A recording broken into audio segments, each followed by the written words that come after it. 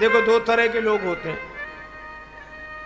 एक सज्जन अपने बेटे को ले गए आचार्य के यहाँ विद्यालय में। आचार्य जी से बोले इसे पढ़ा दो। वैसे तो ये बालक जन्मजात प्रतिभावान है, इसको पढ़ने की जरूरत ही नहीं है, पर विद्यालय में रहेगा तो कुछ डिग्रियां मिल जाएंगी। बहुत योग्य है, बहुत प्रतिभावान है, बहुत। ठीक है, भर्ती करा दो। आचार्य भी समझे गजब का पिता है, ऐसा अभिमानी आदमी हमने नहीं देखा। 2 महीने बाद वही पिता फिर आया, मेरे बेटे का क्या हाल है? उसमें 100 में 100 गुण होने चाहिए, बड़ा योग्य है, जन्मजात प्रतिभावान है। आचार्य जी भी विनोदी थे, कहने लगे क्या कहना तुम्हारे बेटे का, 100 में 98 गुण हैं उसमें, 100 में 98 गुण हैं, सिर्फ 2 नहीं है।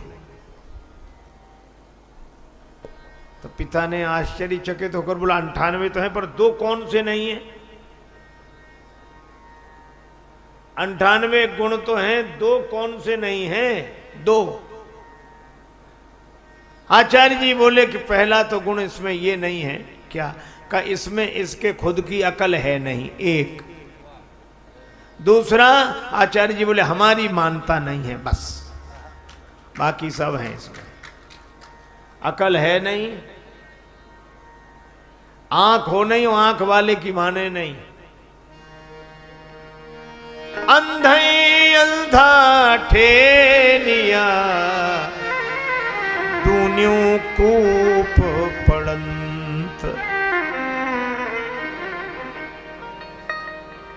अंधा अंधे को ठेल रहा है।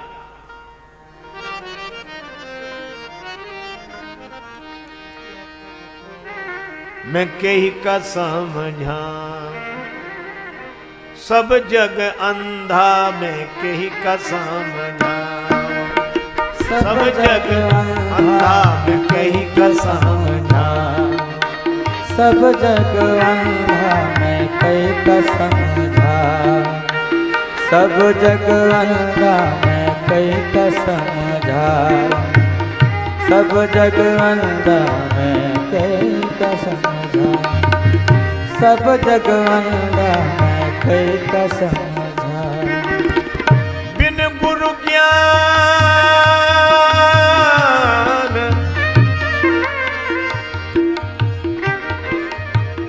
कहत कबीर सुनो भाई साधो। कहत कबीर सुनो भाई साधु। बिन गुरु ज्ञान भटक गयो बंदा में, बिन गुरु ज्ञान भटक गयो बंदा, मैं कही का समझा सब जग अंधा, मैं कही का समझा ओ सब जग अंधा, मैं कही का समझा सब ही भुलाने, सब ही भुलाने पेट के धंधा, में कही का समझा सब जग अंधा, मैं कही का समझा सब जग अंधा, मैं कही का समझा।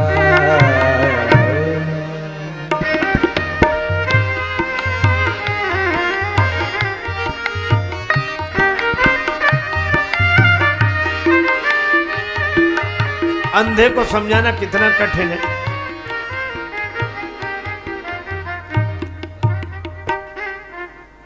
एक आदमी कह रहा था कि महाराज अंधेरे में कुछ नहीं दिखता। बिल्कुल सही है, अंधेरे में कुछ नहीं दिखता, बिल्कुल। और एक महात्मा ने कहा कि अंधेरे में कुछ दिखता है, बोले कुछ नहीं दिखता। महात्मा बोले अंधेरा तो दिखता है, अंधेरे में कुछ न दिखे पर अंधेरा दिखता है। अच्छा, जिसे अंधेरा नहीं दिखेगा उसे उजाला भी नहीं दिखेगा, जिसे अपना अज्ञान नहीं दिखा उसे ज्ञान क्या दिखेगा?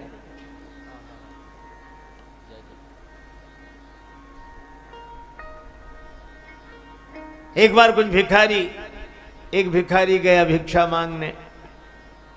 भंडारे में उसे मिली खीर, बड़ी स्वादिष्ट लगी। लौट कर आया तो उसका साथी था अंधा, और भैया तुम हमको नहीं लेकर गए, कहाँ चले गए थे, और हम थोड़ा इधर गए तब तक तुम चले गए, चलो खैर चले। क्या मिला खाने को? तो आंख वाला बोला खीर मिली। खीर? खीर? अंधा बोला खीर कैसी होती है? खीर नहीं जानते ना? कैसी होती? का सफेद सफेद होती। अब उसने कहा ये सफेद सफेद कैसा होता, समझा? एक ज्यादा समझदार थे, बोले हम समझाते हैं, हमसे पूछो। हाँ खीर, हाँ कैसी होती खीर? सफेद सफेद। सफेद सफेद कैसा होता? बोले जैसे बगुला। और उसने बगुला भी नहीं देखा। बगुला कैसा होता? लाओ तुम्हारा हाथ। हाथ पकड़ा, अपना हाथ ऐसे टेढ़ा किया और उसका हाथ ऐसे घुमाया। ऐसा होता है बगुला, ऐसा सफेद सफेद, ऐसी खीर। तो अंधा क्या कहता? बाप रे, बड़ी टेढ़ी खीर रही होगी ये तो। अब बोलो, खीर कभी नहीं समझ सकता। अच्छा अंधे से कहो प्रकाश होता है, कैसे समझे वो प्रकाश को? अगर प्रकाश होता है तो उसकी आवाज सुनाओ। अरे उसमें आवाज नहीं आती। तो हाथ से छू कर देखेंगे प्रकाश ऐसा, अरे उसे छुआ नहीं जा सकता। तो सूंघ कर देखें उसकी गंध कैसी होती, का सूंघा नहीं जा सकता। तो स्वाद लें तो उसका स्वाद नहीं लिया जा सकता। तो अंधा बोला तब होता ही नहीं है प्रकाश। कैसे समझाओ? भगवान बुद्ध ने कहा कि तुम इसे समझाने की बजाय किसी योग्य वैद्य के पास ले जाते और वैद्य उपचार करता और इसको आंखों की रोशनी मिल जाती, तब ये जरूर कुछ समझ लेता। ऐसे ये समझ नहीं सकता। मैं भी आपसे कह रहा हूं कि दो ही हम में सारी विशेषताएं हैं, दो नहीं हैं। खुद की अकल है नहीं और अकल वालों की हम मानते नहीं। सती जी ने कुछ कहा नहीं, पर शंकर जी समझ गए। और शंकर जी ने कहा सुनो सती, ऐसा संशय मत करो। मुनिधीर जोगी सिद्ध संतत विमल मन जय ध्यावई। मुनिधीर जोगी मन जन गावई।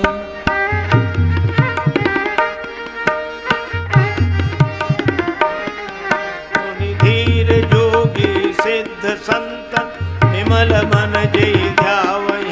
मुनिधीर जोगी सिद्ध सकल मुनि जन गावई।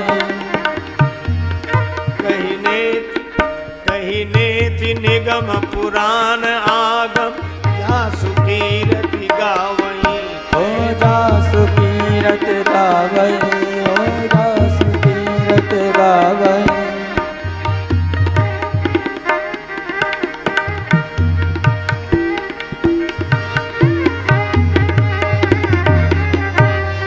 नेति निगम पुराण आगम जासु कीरति गावई। कहे नेति निगम पुराण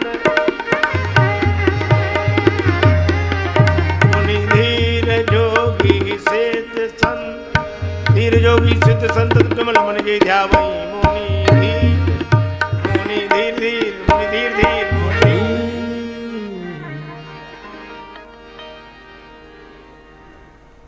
हे सती, राम जी भगवान हैं, धैर्यवान मुनि, इनका चिंतन करते हैं। सोई मम इष्ट देव रघुवीरा, सेवत जाहि सदा मुनि धीरा। भगवान शंकर बिना पूछे सब बता देते हैं, तो भी सती जी को भरोसा नहीं हुआ। शंकर जी भी समझ गए कि मेरे समझाने से भी सती जी नहीं समझ रही है। और मुझे कई बार लगता है कि समझाने वालों को ही समझ लेना चाहिए। शंकर जी ने कहा कि तुम्हें अधिक संदेह हो तो परीक्षा ले लो। और सती जी परीक्षा लेने के लिए राजी हो गई। शंकर जी ने कहा विश्वास नहीं करे उस जतन विवेक विचारी, या तो मेरे वचनों पर विश्वास होता, नहीं तो विवेक पूर्वक विचार करके देखो। और सती जी चली, विवेक तो बचा नहीं। जो संत का साथ छोड़ दे तो विवेक कहां बचा। बिनु सत्संग विवेक न होई, सत्संग को छोड़ते विवेक चला गया। अब करई विचार करऊं का भाई, विचार करती क्या करूं। पुनि पुनि हृदय विचार करी, धरि सीता कर रूप। श्री सीता जी का रूप बनाया, जिसे ये खोज रहे हैं मैं उसी रूप में प्रकट हो जाऊं। और श्री सीता जी की कृपा से जासु कृपा निर्मल,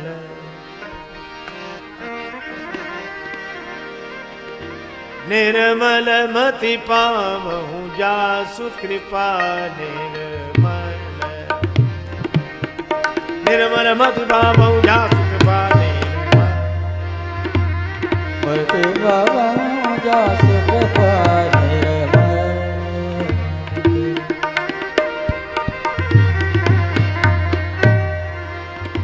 निर्मल मति पावहु जासु कृपा निर्मल, मति पावहु जासु कृपा निर्मल, मति जासु कृपा निर्मल, निर्मल मति पावहु कृपा निर्मल, कृपा निर्मल, कृपा निर्मल, कृपा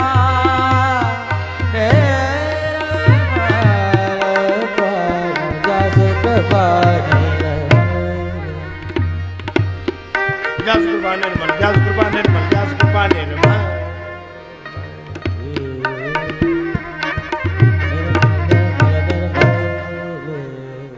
जिसकी कृपा से निर्मल मति मिलती हो वो है श्री जानकी जी। और सती माता की बुद्धि में है इस समय अभिमान। इसका अर्थ यह है कि मलिन बुद्धि वाले भेष तो निर्मल बुद्धि वालों का ही बनाते हैं। मन मैला तन उजला बगुला जैसा भेख, और इससे तो कागही भले भीतर बाहर एक।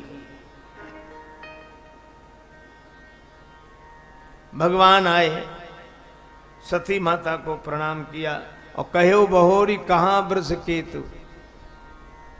अब सती माता बड़ी दुखी, वे सोच रही थी कि हम शंकर जी से कहेंगे जिनको आपने प्रणाम किया हम उनसे प्रणाम करा के आए, लेकिन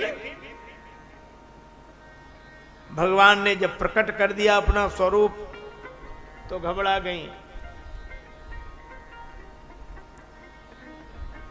राम जी ने सोचा सती माता को दुख हुआ तो जहां चितवई तहां प्रभु आसीन। सती माता ने आंख मूंद ली, और इस कथा से यही संकेत मिलता है कि अभिमानी के विरुद्ध अगर सत्य का स्वरूप प्रकट हो तो वैसे सत्य से आंख ही मूंद लेता है, पर आंख मूंद लेने से सूरज छिप नहीं जाता। एक बार एक व्यक्ति अपनी ससुराल जा रहा था, मित्र से मिलने गया। मित्र ने कहा कहाँ आज बड़े तैयार दिखाई दे रहे हो। उसने कहा ससुराल जा रहे हैं, तुम भी चलो। मित्र बोला ये कोई ले जाने का ढंग है, पहले से बताते तो हम भी अपने कपड़े आदि पहनकर तैयार रहते। मित्र बोला कपड़ों में क्या हमारी पहन लेना, देत लेत मन संक न धरी, मित्रता में क्या हमारे पहन लेना, ठीक है।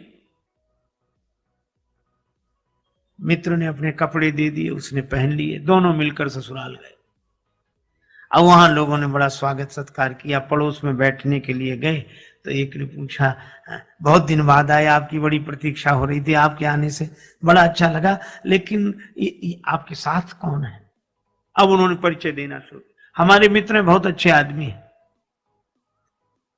बोले कहां जा रहे हो, हमने कहा ससुराल। हमने कहा तुम भी चलो। बोले कपड़े नहीं है, तो कपड़े भी हमारे ही पहने हैं। मित्र बहुत अच्छे। अब मित्र को बड़ा बुरा लगा, एकांत पाकर मित्र ने कहा कि मैं तो जा रहा हूं, तुम्हारे जैसा हमने आदमी नहीं देखा। लोग हमारे बारे में पूछते हैं कि कपड़ों के बारे में, तुम कपड़ों के बारे में काहे को बताते हो। अरे बोला अब क्षमा करो, गलती हो गई, अब नहीं बोलूंगा। अब दूसरी जगह फिर बैठने गए, लोगों ने परिचय पूछा, कहने लगे हमारे बड़े अच्छे मित्र हैं। और हमने कहा ससुराल जा रहे हैं, एक ही कहने से हमारे साथ आ गए और कहते कहते निकल गया कपड़े। अब कहा कि मित्र फिर डांटेगा कि ये कपड़े, तो लोगों ने कहा कपड़े क्या कपड़े, तो बोले कपड़े ये इनके अपने हैं, ये खुद के कपड़े पहने हैं, खुद के अपने अपने। और लोगों ने सोचा कपड़े तो सब खुद के पहनते हैं इसमें। मित्र ने फिर कहा कि अब मैं नहीं रुकूंगा, तुमने फिर कपड़ों के बारे में, तो कहा हमने तो तुम्हारे ही बताए, तो बताए क्यों, लोग हमारे बारे में पूछते कि कपड़ों के बारे में। बोला अब मैं कहूंगा ही नहीं, बिल्कुल नहीं कहूंगा। मित्र फिर रुक गया, पर तीसरी जगह बैठने गए, लोगों ने परिचय पूछा कि आप तो बड़े अच्छे हैं, आपके साथ हमारे मित्र हैं, बड़े प्रेमी हैं, एक ही कहने से हमारे साथ आए और इनकी जितने गुण गाए जाएं सब कम हैं, लेकिन क्षमा करें हम कपड़ों के बारे में कुछ नहीं कहना चाहते। अब फिर कपड़े, अब भीतर भरे कपड़े। हम जो चीज खाएंगे डकार में गंध भी तो उसी की आएगी, तो भीतर जो भरा हो वही बाहर दिखेगा। निराकार हूं मैं न साकार हूं, भक्त की भावना से तदाकार हूं। भक्त मुझे जिस दृष्टि से देखता है वो उसी दृष्टि से मैं दिखाई पड़ता हूं। अपने भाव के अनुसार भगवान का दर्शन होता है। सब भगवान को अलग अलग रूपों में देख रहे हैं, अलग अलग भावना से देख रहे हैं। कोई प्रेम से भर रहे हैं, कोई भय से भर रहे हैं। ये भी दे रहा जाए जस भाव, जिसको जैसी भावना रहे। राम जी से अधिक राम जी के दास की महिमा मैंने एक संत के मुख से सुना था। एक बार एक दंपति पति पत्नी मेले में गए। अब मेला में उनका मेल बिछुड़ गया, ऐसा भीड़ का रेला, पति एक तरफ पत्नी एक तरफ। अब दोनों एक दूसरे को ढूंढे, तो ऐसे मौके का फायदा उठाने वाले लोग चूकते कहां। राम जी का मंदिर था सामने। पुजारी बोला क्या बात है? बोले बहुत ढूंढ रहे हैं, पत्नी यहीं कहीं खो गई। अरे बोले भगवान से प्रार्थना करो, चलो। बड़े संपन्न आदमी थे, पुराने जमाने की बात। एक थाल में लड्डू मंगा कर रख लिए, 500 रुपए रख दिए और प्रार्थना करने लगे, अब तो रघुनाथ कृपा कर दो, घरनी को लगे न बिना घरनी को। अब सामने हनुमान जी का मंदिर था, वो अलग। हनुमान जी के मंदिर के पुजारी ने सोचा कि इतने लड्डू और रुपया सब उधर ही जाएगा, इधर आता तो ठीक रहता। तो वहीं से बैठे बैठे बोला, सेठ जी वहां क्यों चले गए? यहां आओ। इशारे से बोला यहां आओ। सेठ जी थाल ले आओ इते, कर दे ये कृपा जो लला अंजनी को। हनुमान जी के पास ले आओ, काम बन जाएगा। कपिराज से प्रीत विनीत करो, फिर से मुख देख सको पत्नी को। सेठ जी बोले कैसी बात करते हो? हनुमान जी तो सेवक हैं, राम जी तो इनके स्वामी हैं, हम सीधे स्वामी के पास पहुंचे। सेवक के पास आने की क्या जरूरत है? राम जी कर सकते सब कुछ। अरे बोले सेवक स्वामी की बात छोड़ो, अपने अपने विभाग की बात है, ये काम उनसे नहीं बनेगा। क्या क्यों नहीं बनेगा? राम जी सब कुछ कर सकते हैं तो मेरी पत्नी को भी खोज सकते हैं। हनुमान जी के मंदिर का पुजारी बोला कि जाने दो, तेरी त्रिया को मिलावे कहा, जो पतो न लगाए सके अपनी को। तुम्हारी पत्नी को क्या ढूंढेंगे, उनकी भी खो गई थी तो यही गए थे ढूंढने। और उसने तो अपने मतलब के लिए तर्क दिया पुजारी, पर सेठ जी के मन में बात जम गई। हनुमान जी के मंदिर पर आए, सचमुच उनकी पत्नी भी आ गई वहीं दर्शन के लिए। सबके मुख से निकला कि भाई विनोद में ही सही, पर राम थे अधिक राम कर दासा। हनुमान जी की आज भी पूछ है, लेकिन ये पूछ है क्यों? क्योंकि जासु हृदय आगार बसई राम सर चाप धर। अभिमान हृदय में रखने वालों की पूंछ नहीं रहती, भगवान को हृदय में रखने वालों की पूंछ रहती है। ये विचार करो, तुम्हें भगवान ने बनाया कि भगवान को तुमने बनाया?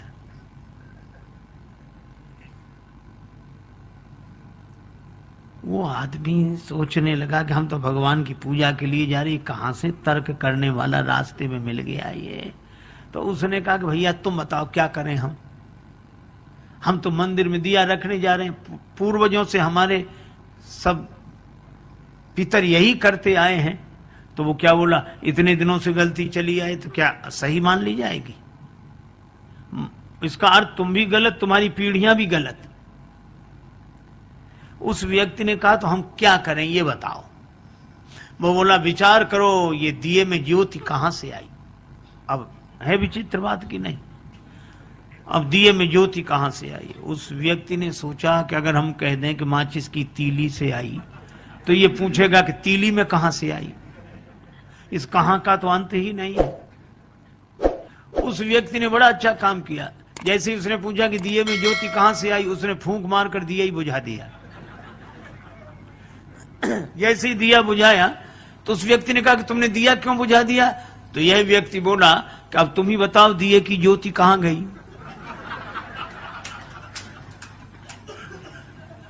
कहां गई? उसने कहा इसका क्या अर्थ? तो इस व्यक्ति ने कहा कि जहां गई वहीं से आई थी। आई थी हम नहीं बता सकते, गई थी तुम नहीं बता सकते, काहे को बेकार विवाद में पड़ते हैं।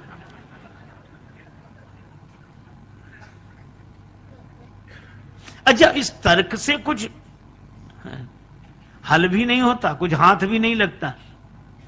तर्क से आप कुछ भी सिद्ध कर दो। महाभारतकार कहते हैं तर्को अप्रतिष्ठा, इस तर्क की कोई प्रतिष्ठा नहीं है।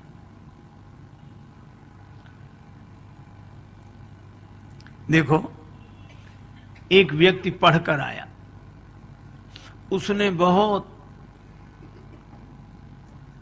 विद्या अर्जित की थी,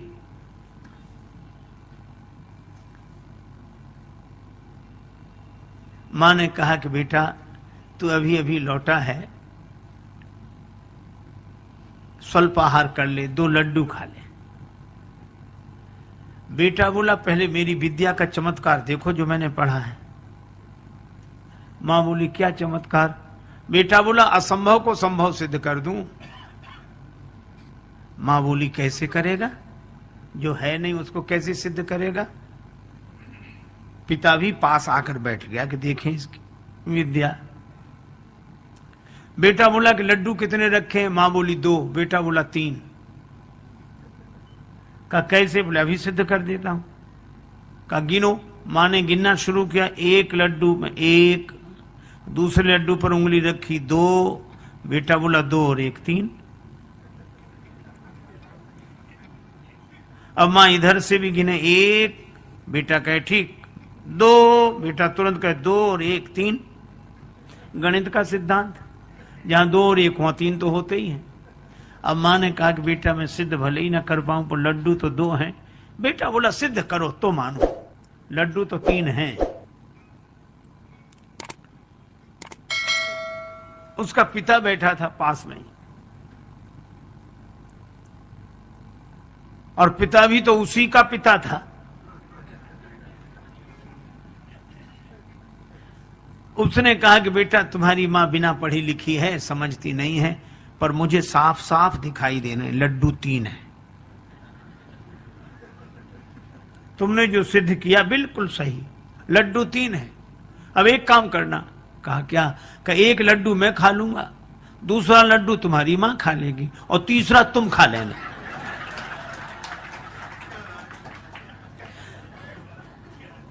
अरे भाई हाथ लगा क्या? इश्क वाले कर गए तय मंजिलें, इश्क वाले कर गए तय मंजिलें, आकिलों के रास्ते दुश्वार थे। एक आदमी गांव में गया अपने मित्र के साथ, घूमने निकला तो छोटा सा गांव, एक व्यक्ति तेल बेचता था, अकेला आदमी, और भीतर उसने कोल्हू चला रखा और बाहर बैठकर तेल बेचे। इस व्यक्ति ने देखा कि अकेला आदमी कैसे करता है, तो उसने कहा कि तुम ये बैल को हाँकते नहीं हो और कैसे बिना तुम्हारे चलाए चलता है। तो उस आदमी ने कहा कि बैल को मैं हाँक देता हूं और जब चलने लगता है तो बाहर आके बैठ जाता हूं, तो उसे पता नहीं लगता कि तुम पीछे हो। तेल बेचने वाले ने कहा हमने उसकी आंख पर पट्टी बांध रखी। सो तो ठीक है, लेकिन तुम बाहर बैठे हो, बैल अगर चलना बंद कर दे तो तुम्हें कैसे पता लगेगा। तेल बेचने वाला बोला हमने उसके गले में घंटी बांध रखी, चलना बंद होता घंटी बजनी बंद हो जाती, हम फिर जाके हाँक देते हैं। पर वो तार्किक मानने कोई तैयार नहीं। वो कहने लगा कि नहीं ये भी कोई बात नहीं हुई। कहा क्यों? कहा ऐसा भी तो हो सकता है कि बैल एक ही जगह खड़ा खड़ा गर्दन हिलाता रहे, एक ही जगह खड़ा खड़ा गर्दन हिलाता रहे तो भी तो घंटी बजेगी। तेल बेचने वाला हाथ जोड़ के बोला बाबूजी वह बैल है, आपकी तरह तार्किक नहीं है।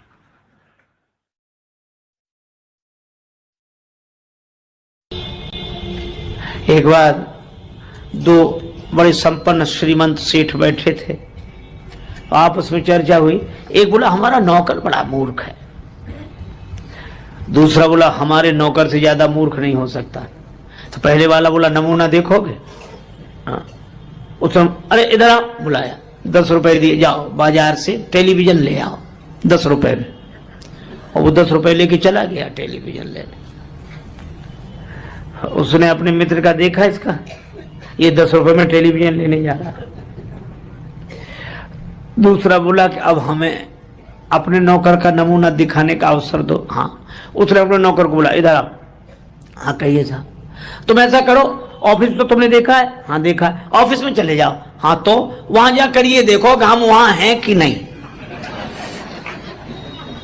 और दूसरा भी चला गया। मालिक दोनों हंस रहे थे कि कैसे मूर्ख है, लेकिन ये मूर्ख की पहचान है जो अपने को मूर्ख समझे, जिससे अपनी मूर्खता ही समझ में ना आए। वो दोनों मिल गए वहां। नौकर मिले तो कहने लगे हमारा मालिक बड़ा मूर्ख है। क्यों? कह रहा था 10 रुपए में टेलीविजन ले आओ। टेलीविजन तो 4 ले जाते, पर उसे ये तो सोचना चाहिए था आज इतवार है, बाजार बंद है। बोलो। और दूसरा क्या कहता है कि हमारा मालिक और ना समझ हमसे कहता तो ऑफिस में जाके देखो कि हम वहां हैं कि नहीं, हमको भेजने की क्या जरूरत थी, फोन नहीं कर सकता था।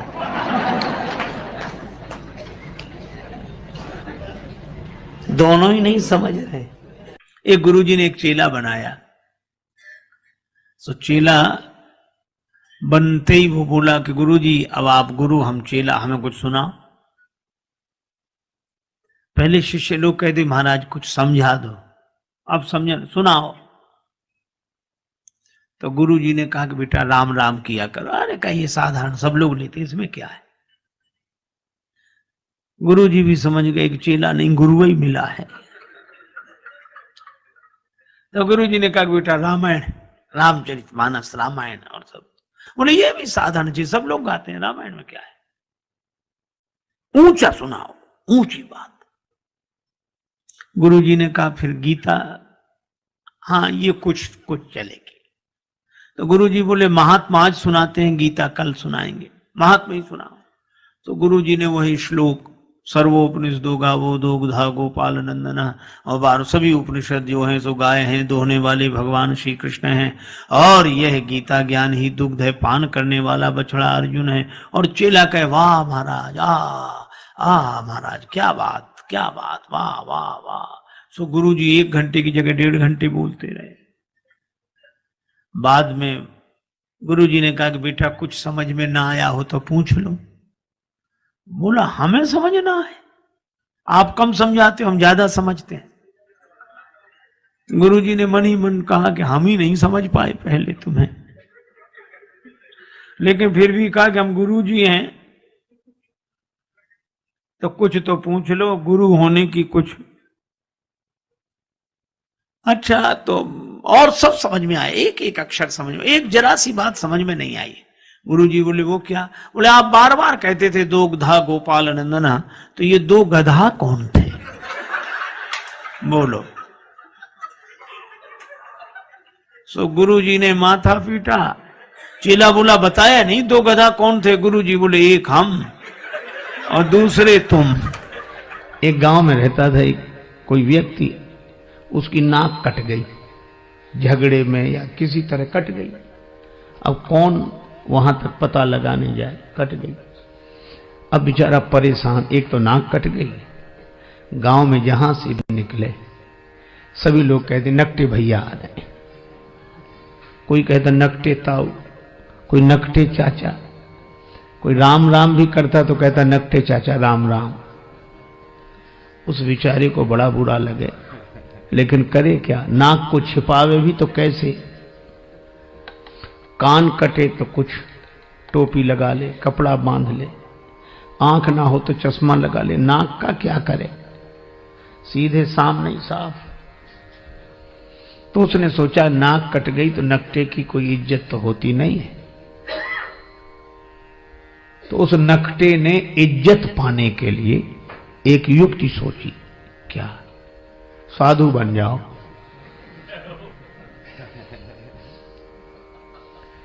ताकि हमारी कटी हुई नाक पर ध्यान न जाए। पर लोग भी तो विचित्र हैं, बेचारा साधु भी हो गया तो भी लोग कहते नकटे बाबा आए, नकटे स्वामी जी। अब बड़ी मुसीबत। और कोई कहता नकटे तो दूसरे लोग डांटते है, ऐसे बोलते हो, साधु हैं ऐसे मत बोलो। तो उसे लगता कि शायद पक्ष में हो, लेकिन वो भी यही पूछता कि महाराज कैसे कट गई।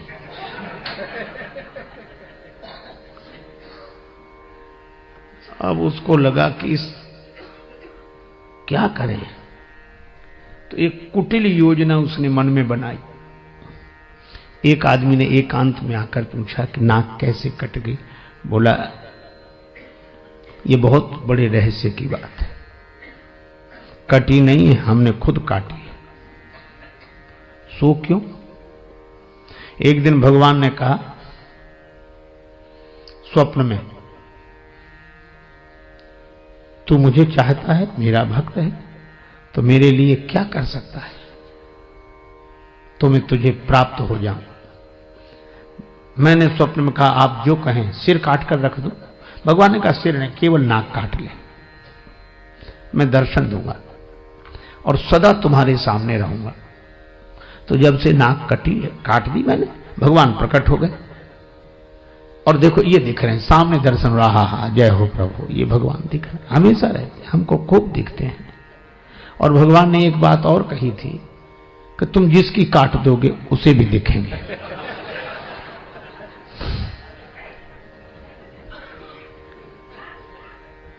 अब भगवान का दर्शन कौन नहीं चाहता? नाक कटे तो कटे। बोले लोग भले ही कुछ समझे, नाक कटे तो भगवान मिल रहे। तो कहा एक बात है, क्या? हमको भी मिलेंगे भगवान? हाँ मिलेंगे। तुझे काय को नाक कटवाता? बोले नहीं, नाक जाए तो जाए, दर्शन तो हो। तो कही आ जाओ सवेरे। गया, उसकी भी काटी। अब कहीं भगवान ऐसे मिलते हैं? उसकी नाक कटी, उसने कहा कि हमें तो नहीं दिख रहे कहीं। बोला हमें भी नहीं दिखते। कहा फिर हमारी काय काट दी? कहा कि हम अकेले परेशान थे, सब दो हो गए। अब उस बेचारे को मिला कुछ नहीं था उस नकटे के पास, और नकटों के पास किसी को कुछ मिलता भी नहीं है। लेकिन चूंकि अपनी नाक कट गई तो मजबूरी थी, अब वही हल्ला मचाने लगा। हाँ भगवान दिख रहे हैं, ये दिख रहे हैं, प्रत्यक्ष दिख रहे हैं, सामने दिख रहे हैं। अब पहले तो एक कहता था, हाँ, अब दो कहने लगे। बोलो, प्रचार इतना हावी हो जाता है कि प्रचार इतना प्रभावपूर्ण ढंग से जीवन में अपना प्रभाव डालता है कि प्रचार के चक्कर में आदमी विचार करना ही भूल जाता है। विचार बेचारा जैसी कौंधता है वैसी प्रचार कोई कहता है अरे क्या बात करते हो, अगर कुछ नहीं होता तो इतना होता। तो आदमी फिर चुप रह जाए। अब दो कहने लगे ये दिख रहे हैं भगवान, ये दिख रहे हैं। दो में से किसी को नहीं दिख रहे थे, पर चूंकि नाक कटी थी तो मजबूरी में कहना कि दिख रहे हैं। तो तीसरे ने भी कटवा लिया, अब 3 हो गए। अरे 3 क्या, उन्होंने 300 कर दिए, धीरे धीरे 3000 हो गए, इतने नाक कटी। अब जब भीड़ हो गई तो आदमी को विश्वास करना मजबूरी थी कि मिले होंगे भगवान, इतने लोग नाक कटाते। नकटों का समूह चल पड़ा, भीड़ की भीड़ नकटों की, किसी को कुछ नहीं मिला, सब हल्ला मचा रहे, झूम रहे, ना ये मिल गए, ये मिल गए। वो तो एक साहसी आदमी आया, उसने कहा हमारी कटी सो कटी, औरों की तो बचा लें। तब उसने हिम्मत करके कहा कि यहां कुछ नहीं है, यही है। भीड़ के साथ एक ही शब्द है, भाड़। भीड़ भाड़, भीड़ अक्सर आदमी को भाड़ में ही ले जाती है।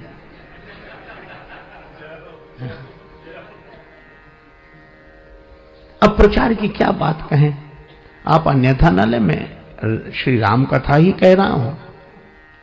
एक पल नहीं जिए जो इंसान की तरह, एक पल नहीं जिए जो इंसान की तरह, वे पूज रहे हैं आजकल भगवान की तरह।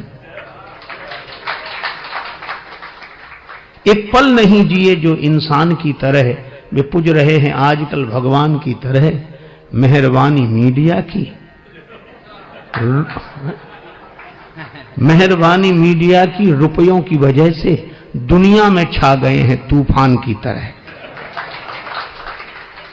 उपदेश दे रहे हैं औरों को शांति का, उपदेश दे रहे हैं औरों को शांति का, और आपस में लड़ रहे हैं पहलवान की तरह।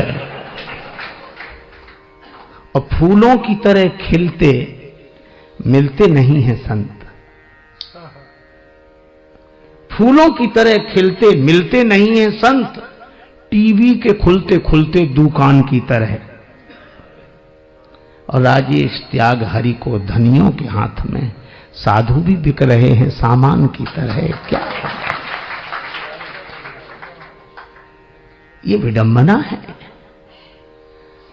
और यह बात मुझे तब याद आती है जब मैं सोचता हूं कि राम जी के दर्शन के लिए अयोध्या की देवियां भी गई, पर सहज श्रृंगार, क्योंकि जानती हैं भगवान सहजता पर रीझते हैं। आप जैसे हैं वैसे ही भगवान के सामने पहुंच जाएं। अच्छा, आप जैसे हैं वैसे ही भगवान के सामने पहुंच जाएं तो आप भगवान के लिए अनमोल हैं। और अगर आप जैसे ही हैं वैसे ही दुनिया के सामने पहुंच जाएं तो आप करोड़ों के भी हों तो 2 कौड़ी के,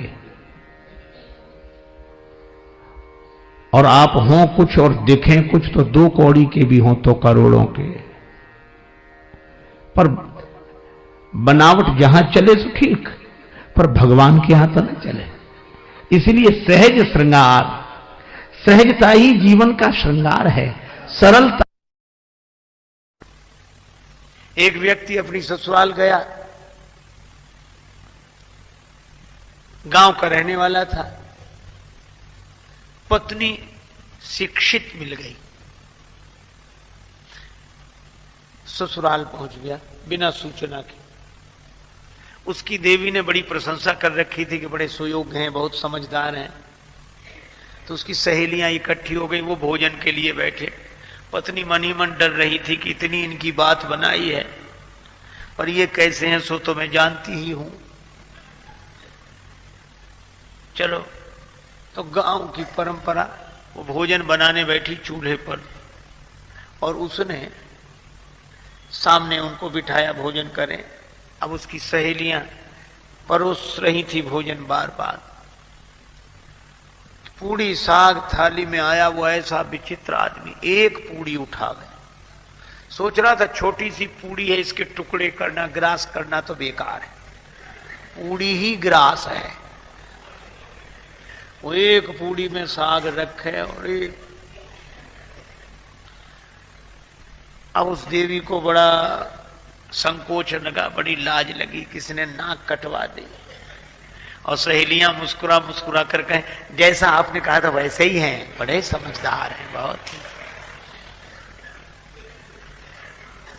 तो महिला बड़ी विवेकवती थी, उसने सोचा कि बात किसी तरह बन जाए। तो वो तो पूरी खाए जा रहे थे। अब उसको था कि ये हमारी तरफ देखें तो हम इशारा करें। तो जैसे उधर देखा तो उसने भोजन बनाते बनाते इशारा किया, उंगली द्वय उठाई गंवारपन पति को देख, कि एक एक पूरी के ग्रास दुई करें जा। दो उंगली उठाई कि कम से कम एक पूरी के 2 टुकड़े तो करो। इतनी छोटी भी नहीं है कि तुम 2 टुकड़े ही ना करो। पति ने समझा कि हमारी पत्नी पूरी सहानुभूति के साथ कह रही कि थके हुए हो, इतनी दूर से चलकर आए, एक पूड़ी में क्या होता है, 2 अब तो वो एक पूड़ी उठावे, उस पर साग रखे, दूसरी पूड़ी उसके ऊपर रखा,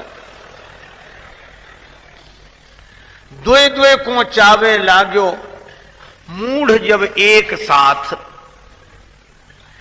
तो पत्नी ने अपना माथा पीट लिया। समझाने वाले तभी माथा पीटते हैं कि समझने वाला उल्टा ही समझे। तो माथ ठोक त्रिया कहे लाज सो डरे जा। माथा पीटा कि लाज तो रख, कुछ तो समझ। पति ने समझा, ओ बड़ी भूल हो रही थी। पत्नी कह रही है कि ये पूड़ियां साधारण नहीं है, पूजा की पूड़ियां हैं, इन्हें पहले प्रणाम करो, माथे से लगाओ, फिर खाओ। पतिदेव समझे कि पावे के प्रथम इन पूजनीय पूरन को शीश पे धरे जा। अब तो वो 2 पूड़ी और साग फिर माथे से लगाओ, फिर खाए। तो पत्नी ने अवसर देखा तो पति को समझाने के लिए चूल्हे से बोली। एक लकड़ी लगाई, अग्नि प्रज्वलित की और बोल उठी रोष भरी चूल्हे से चतुर नारी। और चतुर नारी ने यही कहा कि अरे चूल्हे, जैसो जरे आयो प्रथम तैसो ही जरे जा। इससे तो तू पहले ही अच्छा था, जैसा जल रहा था वैसे ही जलता रहे। समझाने से तो और उल्टा हो गया। कई बार लोग उल्टा ही समझते हैं।